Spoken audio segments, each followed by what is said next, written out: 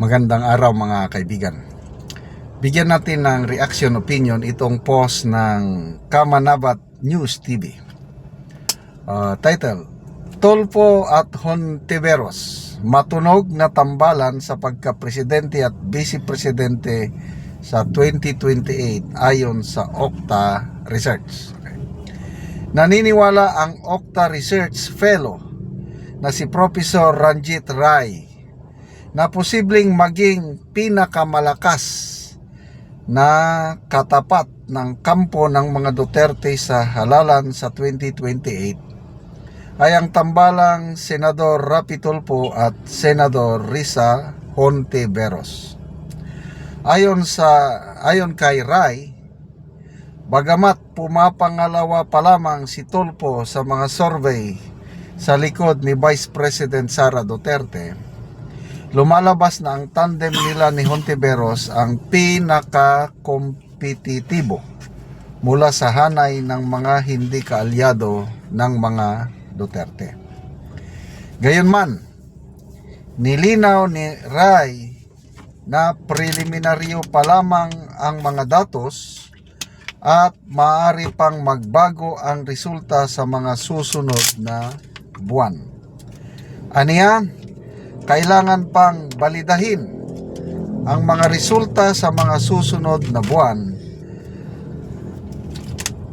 Kailangan pang balidahin ang survey dahil nagbabago ang pulso ng publiko habang papalapit ang halalan. Dagdag pa niya, mahalagang bantayan ang magiging galaw ng mga posibleng kandidato at isyu na maaring makaapekto sa preferensya ng mga botante. Okay. So, Okta Research. Wala akong believe sa Okta Research. Bakit? Medyo sila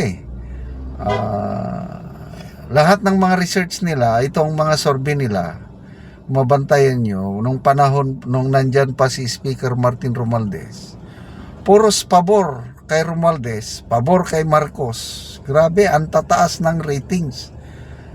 Kung ikumpara mo sa ratings ng mga ibang survey group, Pulse Asia, SWS, WR Numero, Publicos, malayo.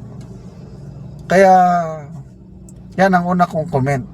Hindi na ako naniniwala sa resulta ng Okta. Okay, next.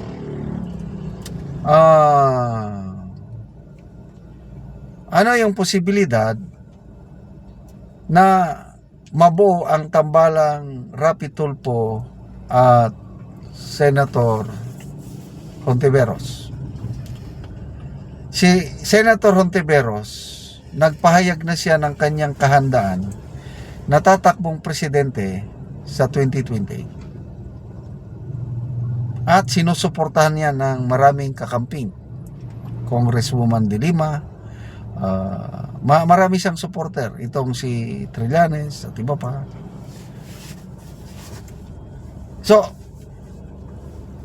kung ako yung tatanungin, parang malabo, hindi papayag si Senator Hontiveros na maging vice president lang siya ni Rapi Tulfo. Tapos si Rapi Tulfo, lumalabas ito, independent ito. Hindi siya masyadong makamarcos, anti-Duterte siya, kaya lang pwede siyang tumakbo on his own. Kaya sa tingin ko, parang malabo na makipagtambalan si Senator Hontiveros kay Rapi Tulfo. Baka mas kasi ang malakas na kandidato ng kakamping si Vice President Leni Robredo. Sa mga surveys ng WR Numero, ang pumapangalawa si Vice President Robredo, pumapangalawa kay BP Sara. Pangatlo lang itong si Rapi Tulfo. So mas posible pang magtambal, magtandem Robredo and Hontiveros. Yan ang posible. Kailang Tulfo, kung kakandidato man si Rapi Tulfo, posibleng independent siya or pwede siyang maging kandidato ng Marcos camp. Kasi sa ngayon, walang malakas na kandidato ng Marcos camp kasi si Romualdez wala na. Parang nasira na ang kanyang political career dahil sa flood control scam. So itong si Secretary John Vic Remulla, yan ang matunog sa Marcos camp. Kaya lang sa ngayon medyo mahina pa sa kanyang survey. Kaya lang in the end, sa nakikita ko, ang magiging kandidato ng Marcos camp ay itong si John Vic Remulla. Kaya ang pinakamababang labanan, 4 ang kandidato pagka-presidente na mga seryoso ba?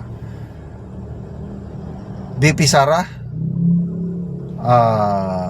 Leni Robredo, or si Hontiveros sa kakamping,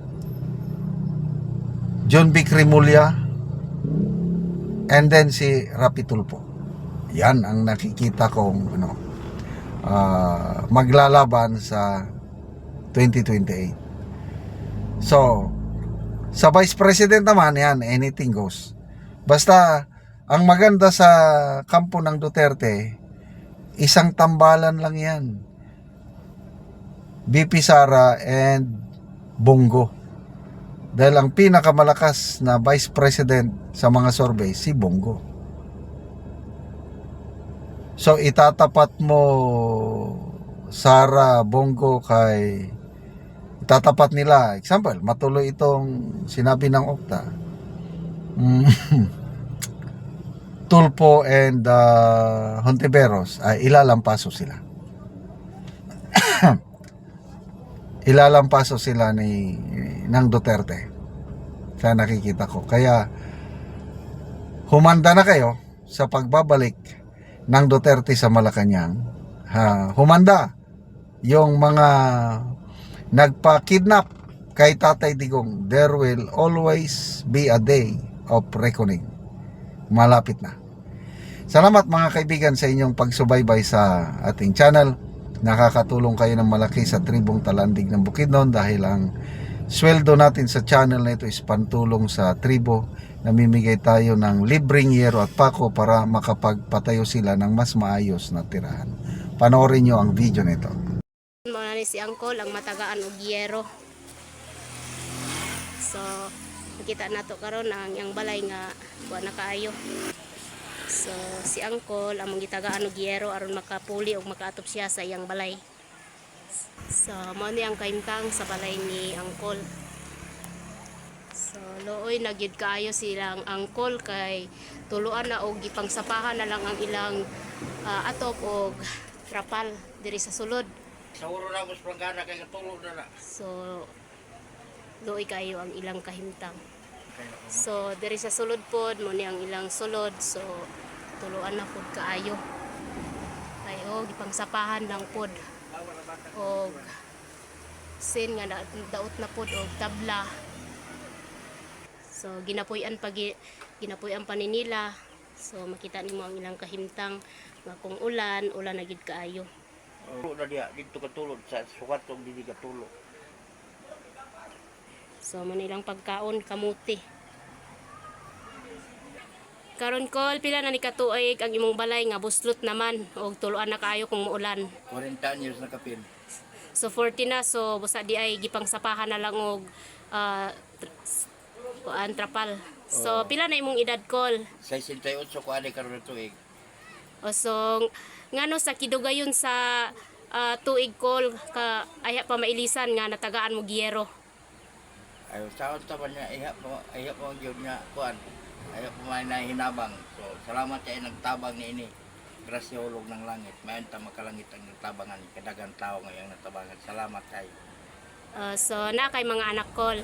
Dagan ako mga anak pero katrabaho. So nangaminyo na sila. So unsa imong panginabuhian Kol? Wala ka na So mag-uuma lang ka. Mag-uuma lang O ko. tigulang na pod. Tigulang ko. Di kaya pagkakaya pagbuso. So salamat kol. Ay natagaan man ka kol, so makaatop na gyud mo og mapulihan na gyud ang salamat, inyong balay. salamat.